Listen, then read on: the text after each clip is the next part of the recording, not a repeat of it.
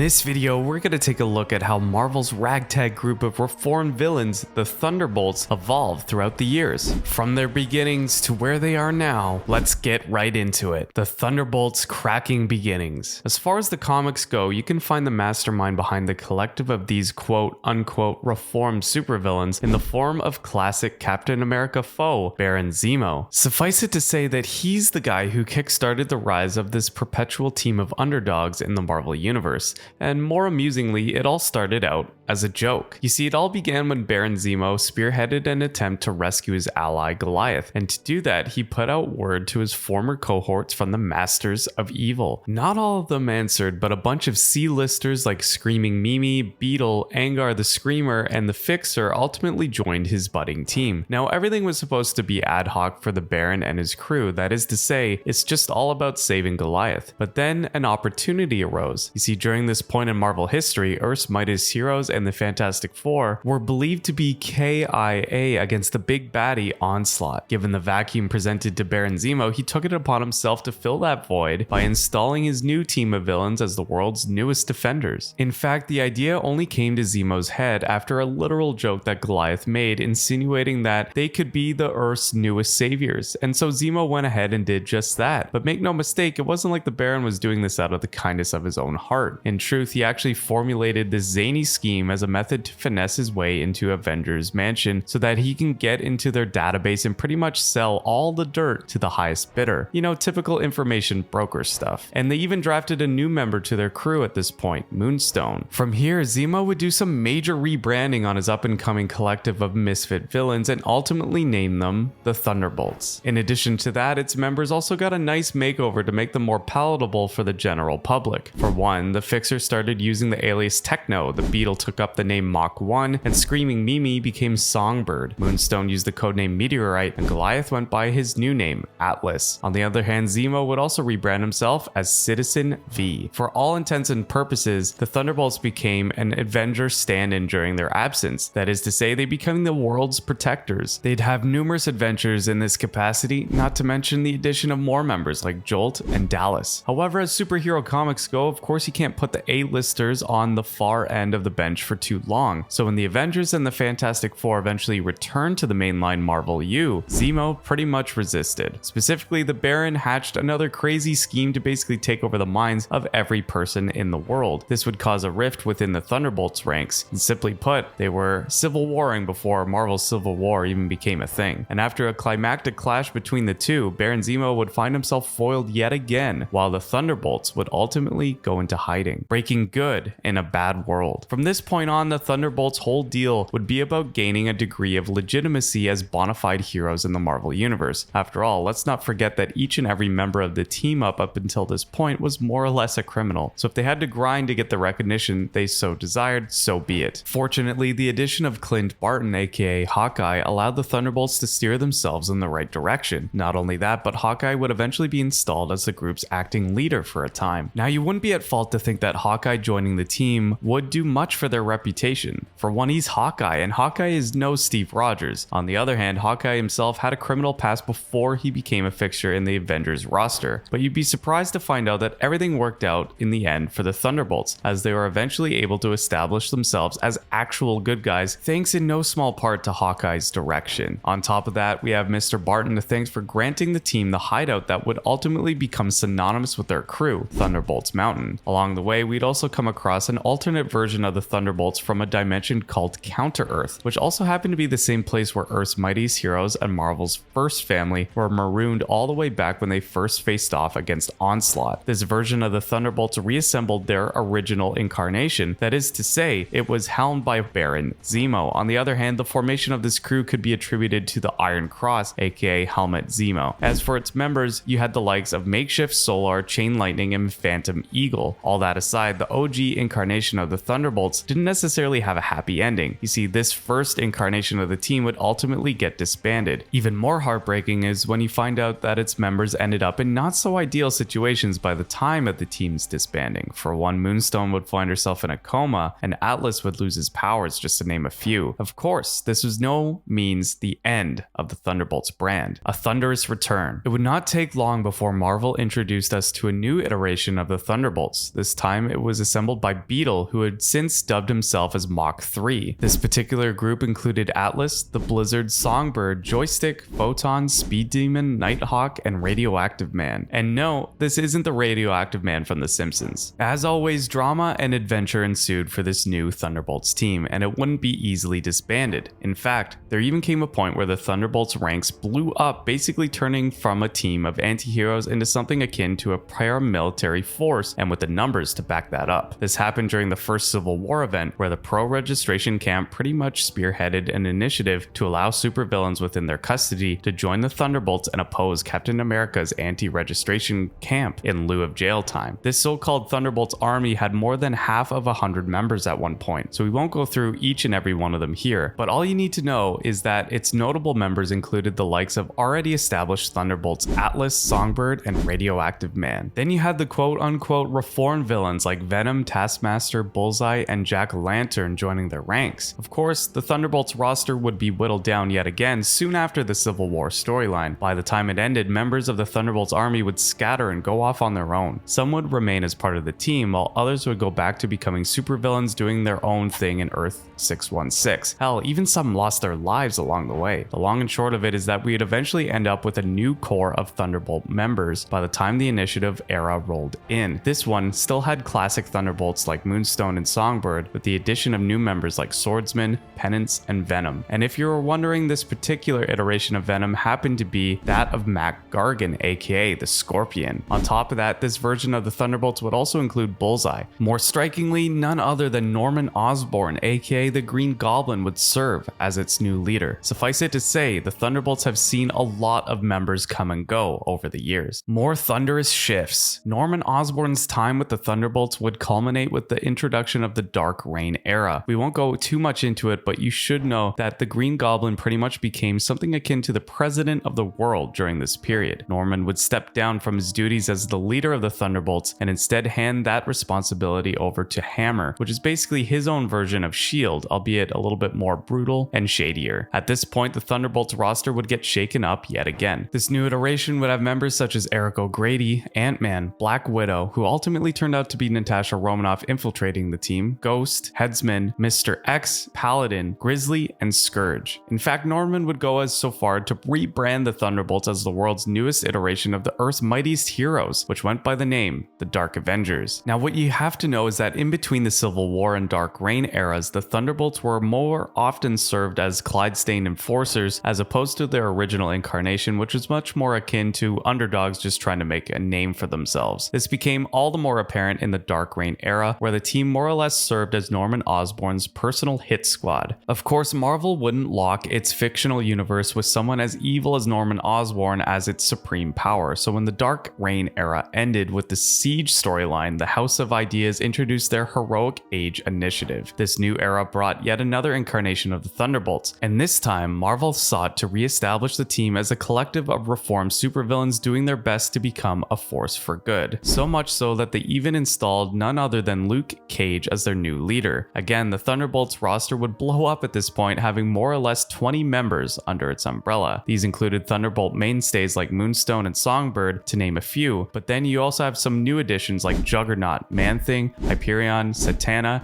and Crossbones, among others. This iteration of the team would ultimately meet its end when Luke Cage decided to disband it. On the bright side though, Luke didn't screw them over and instead gave its members the benefit of the doubt, allowing them to go their separate ways without wrangling them up after everything was said and done. The Thunderbolts brand would then get a major revamp after the Heroic Age's conclusion, and in this particular iteration we'd see that Marvel has decided to include bona fide A-listers within their ranks. This particular version of the team was headed by Red Hulk. Its members included Marvel mainstays like Elektra, the Punisher, Deadpool, Ghost Rider, Agent Venom, Mercy, and the classic Hulk villain, the Leader. Now, this re-established Thunderbolts roster served as Wetworks operatives in charge of secret missions that the general public would pretty much frown upon. Eventually, this This iteration of the Thunderbolts met its end when the leader betrayed them, which ultimately led to Red Hulk liquidating the team. We then eventually reached the Avengers standoff era of the Thunderbolts. Bucky Barnes, aka the Winter Soldier, reformed a new version of the team made up of familiar faces like Moonstone, Atlas, Fixer, and Beetle, who had since gone by the codename Mach X. A new face also joined the team, Kobik, who happened to be the personification of the Cosmic Cube. Eventually, more classic Thunderbolt members like Songbird and Jolt would be added to the crew. However, this version of the team would end with the re-emergence of Baron Zemo, who would cause a rift within their ranks and basically kickstart another roster reboot for the Thunderbolts. Are you sensing a pattern here? From there, Baron Zemo would once again assemble a new Thunderbolts team, but unlike the ones that preceded it, it only had one mission: to hunt down and take out Frank Castle, aka the Punisher. This Thunderbolts team was sanctioned by New York, since this happened at a time when Wilson Fisk, aka the Kingpin, was running the city as its mayor. Its members included Zemo himself, along with characters who had already been part of the Thunderbolts in the past, such as Moonstone, Fixer, Ghost, and Radioactive Man. The only actual new member of this roster was classic Punisher foe, Jigsaw. Zemo's dastardly schemes to put a permanent end to the Punisher blew up in his face in an epic way, as it all culminated when Ghost betrayed Zemo after cutting a deal with Fisk. Afterwards, Fisk himself would spearhead his own iteration of the Thunderbolts. Unlike the ones that preceded it, this particular version of the anti-hero team had more or less a noble mission: to drive back the forces of invading God of Symbiotes Null. This version of the Thunderbolts were a bunch of go-getters. They managed to blackmail Mayor Fisk into giving them permanent employment and a pay raise on top of all of that. And well, Fisk obliged. But this time, instead of hunting down symbiotes, the Kingpin tasked the Thunderbolts to act as an anti-vigilante task force. Specifically, their job was to hunt down superheroes. You could even say that this particular version of the Thunderbolts held the most power in terms of its government resources, since their main forces were augmented by New York's very own law enforcement agency dedicated to bringing in masked crime fighters. As far as the members go, the Thunderbolts also expanded. On top of that, the status quo within the team was shaken up. Prior to this, Taskmaster was the acting leader of the team, back when they're hunting down symbiotes. This go around though, US Agent took the helm, while Taskmaster was demoted to being a member of the crew. For the most part, this particular version of the Thunderbolts could be summed up as the most street level iteration, since its ranks were mostly populated by Spider-Man's classic rogues like Shocker, Electro, Rhino, and Doc Ock. Aside from those, you also had Whiplash and the new version of Kraven the Hunter, who happens to be OG Kraven's clone. Additional members like Abomination,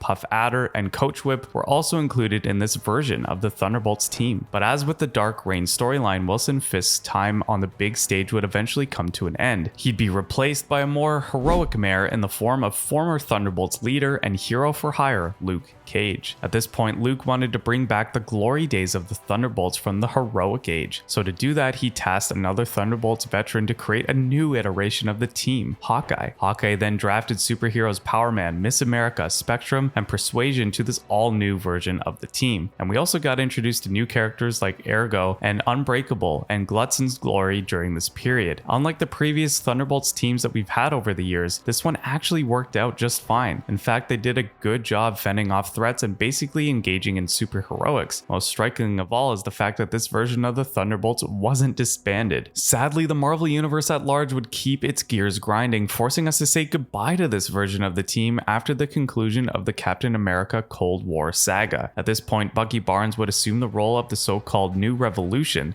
the head of an evil cabal called the Outer Circle. As the New Revolution, Bucky would use the Outer Circle's resources to liquidate it. Afterwards, Bucky would form a partnership with the secretive Valentina Allegra de Fontaine, and they'd re-establish the Thunderbolts. Similar to some of its previous iterations, this one would also be forced on doing Wetworks missions, but instead of being akin to a mere evil hit squad, Bucky crafted this version of the Thunderbolts to just deal with some of Marvel Universe's big baddies, such as Red Skull. Aside from Bucky and De Fontaine, this version of the team leaned heavily on its espionage themes by drafting the likes of Sharon Carter, the Red Guardian, Black Widow, and the US Agent. Shang-Chi's there too, because sometimes you just need to do away with the spy work in exchange for some butt kicking. And say what you will, but this Thunderbolts team has actually got some stuff done. That is to say, they ultimately fulfilled their mission in putting the Red Skull 6 feet under, albeit with a little help from Doctor Doom. Now, what you have to know at this juncture is that the Thunderbolts is more or less of a revolving door for Marvel's heroes and villains. In fact, that's the primary aspect of the brand that keeps things interesting for fans. Sure, the Avengers have gone through various changes throughout the course of Marvel's history, but there's always this air about them that exudes nothing beats the original. That is to say, regardless of which Avengers era you're looking at, it's a done deal that the original roster made up of Iron Man, Thor, Hulk, Wasp, Ant-Man, and Cap is arguably what you might consider the most iconic of their rosters. That's not necessarily the case with the Thunderbolts. In fact, you can even say that their charm comes from the fact that you don't really know who's going to bite the dust or who's going to join the team next when it comes to this crew of reformed villains. And keeping true to that, we arrive at Marvel's latest line-wide storyline as of this video, an event called One World Under Doom. And here we see Dr. Doom screwing over Bucky in revenge for how he was pretty much used as a patsy during the whole Red Skull encounter. In turn, Doom framed Bucky. But make no mistake, this did not effectively put an end to the latest version of the Thunderbolts. And don't you worry, Marvel isn't going to leave you hanging. That's because we also discover that Doom himself is planning on, guess what? Establishing his own version of the Thunderbolts. And although we don't have a clear roster yet, what we do know is Dr. Doom wants to rename this team Vulgar Victorious.